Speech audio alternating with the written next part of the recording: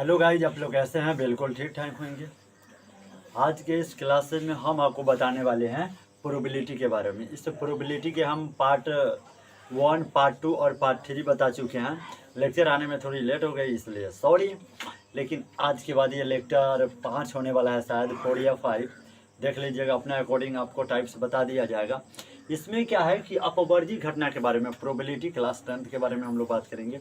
Probability इसमें होता क्या है कि अपवर्जी घटना के बारे में, जब आप कोई घटना को एक बार घटित ना हो, जो घटना एक बार घटित ना हो, जो घटना एक साथ घटित ना हो, उसे हम लोग क्या बोलते हैं? अपवर्जी घटना के नाम से जानते हैं। इसको हम लोग बोलते हैं डिसजॉइंट इवेंट, जिसका कनेक्शन कट जाए, जिसका कनेक्शन कट जाए। जैसे कि ये आपका अपवर्जी घटना, या इसी को बोलते हैं स्पर्श या परस्पर घटना, डिसजॉइंट इवेंट्स के नाम से जानते हैं। ठीक है, ये अपवर्जी घटना आखिर होता क्या है? जब दो चीज़ को एक साथ फेंक दीजिएगा, जैसे कि दो सिक्का को एक साथ फेंकिएगा तो एक पर हेड आ जाएगा, दूसरा पर टेल आ जाएगा, तो एक साथ ये घटित नहीं हुआ। जब दो सिक्कों को फेंकते हैं, यदि एक पर टेल आ गया, दूसरा पर हेड आ गया, तो भी ये घटित नहीं है। यदि दो पासों को, दो को लूडो छक्का के गोटी को आप एक साथ फेंकते हैं, ठीक है, तो एक पर आपको 6 आ गया और एक पर आपको 5 आ गया, तो आप लोग ये कहेंगे कि ये जो है अपवर्जी घटना है, क्योंकि दो वस्तुओं के एक साथ घटित न होना अपवर्जी घटना कहलाता है। यदि दो इवेंट्स एक साथ घटित न हो तो उस घटना को अपवर्जी घटना के नाम से जानते हैं। आइए देखते हैं पूरक घटना। पूरक घटना का मतलब होता है उल्टा घटना। उल्टा घटना का मतलब कॉम्प्लीमेंट्री इवेंट्स। कॉम्प्लीमेंट्री इवेंट्स का मतलब उल्टा होता है। उल्टा में पुल्टा जोड़िएगा, मतलब उल्टा में सुल्टा जोड़िएगा तो आपको हमेशा कितना के बराबर होगा? 1 के बराबर होगा। पूरा घटना क्या है? कॉम्प्लीमेंट्री इवेंट्स एक प्रयोग में, जैसे कि कोई एक्सपेरिमेंट करते हैं, एक प्रयोग निकालते हैं, ठीक है, तो एक प्रयोग में किसी घटना का नहीं होना, किसी घटना का नहीं होना, उस घटना का पूरा घटना कहलाता है। जैसे कि आप एक सिक्के को उछालते हैं तो हेड नहीं आया, तो ये आपका पूरा घटना नहीं हुआ।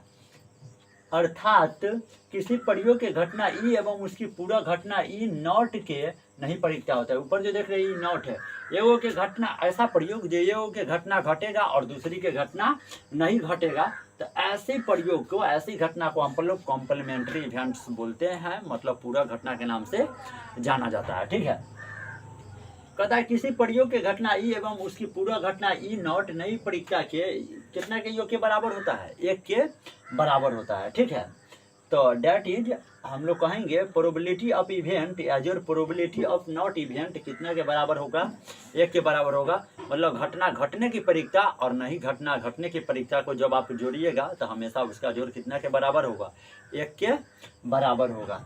प्रोबेबिलिटी ऑफ इवेंट के बारे में लिखा है कि प्रोबेबिलिटी का पी का मतलब क्या होता है? प्रोबेबिलिटी। प्रोबेबिलिटी कहने का मतलब परीक्षा, और ई कहने का मतलब क्या चीज़? इवेंट्स। इवेंट्स कहने का मतलब क्या चीज़? घटना। और ये आपका ई बार लिखा हुआ है या ई रेकरिंग, या चाहे ई पर एक, मतलब ई नॉट लिखा हुआ है, इसको बोलते हैं नॉट इवेंट्स, मतलब नहीं होने की घटना, नहीं होने की घटना। ऊपर ई नॉट या चाहे ई रेकरिंग लिखा हो तो इसका मतलब ई नॉट पढ़ते हैं, मतलब उस पर घटित नहीं हुआ। प्रोबेबिलिटी ऑफ इवेंट का मतलब घटना घटने की परीक्षा, और प्रोबेबिलिटी ऑफ नॉट इवेंट मतलब घटना न घटने की परीक्षा। जब दोनों को हम लोग आपस में एक बार जोड़ देते हैं तो कितना के बराबर हो जाता है? 1 के बराबर हो जाता है। ठीक है, जैसे आप यहाँ से अलग अलग वैल्यू निकालेंगे तो अलग अलग मान निकलेगा। प्रोबेबिलिटी ऑफ इवेंट के मान निकालेंगे तो प्लस में प्रोबेबिलिटी ऑफ नॉट इवेंट, इधर जाएगा तो माइनस में प्रोबेबिलिटी ऑफ नॉट इवेंट। क्या ये बात समझ में आया? या प्रोबेबिलिटी ऑफ नॉट इवेंट के मान निकालेंगे, ये प्रोबेबिलिटी ऑफ इवेंट प्लस में, इधर गया था आपका माइनस में, तो प्रोबेबिलिटी ऑफ ई नॉट का मान हो गया 1 माइनस प्रोबेबिलिटी ऑफ इवेंट, और प्रोबेबिलिटी ऑफ इवेंट का मान हो गया 1 minus probability of not event. ये दोनों आपस में क्या होते हैं? बराबर होता है। इसकी फार्मूला याद रखिएगा, एक फार्मूला याद करने से आपको 3 फार्मूला याद हो जाएगा।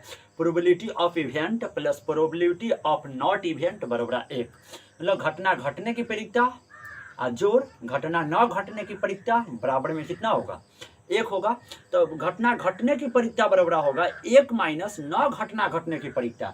तो इसको बोलते हैं घटना घटने की परिकता के प्रोबेबिलिटी ऑफ इवेंट बराबर 1 minus probability of not event.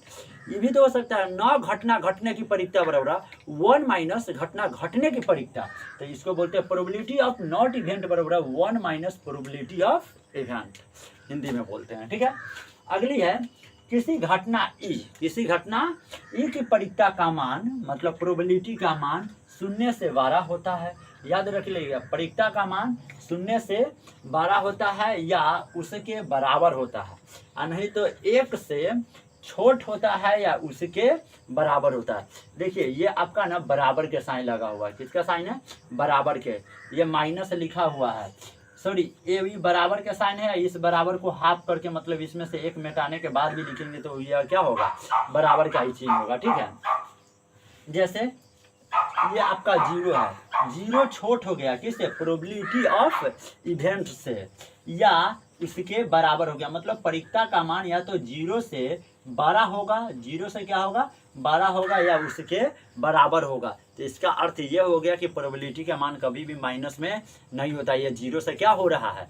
12 हो रहा है। ठीक है, इसके बाद क्या है कि प्रोबेबिलिटी ऑफ इवेंट का मान 1 से छोटा हो रहा है या उसके बराबर हो रहा है। इसका अर्थ यह हुआ कि परिकता का मान न 1 से छोटा हो जाएगा, नहीं तो उसके बराबर हो जाएगा। यहाँ पर लिखा है प्रोबेबिलिटी ऑफ ई का मतलब क्या होता है? Probability of event.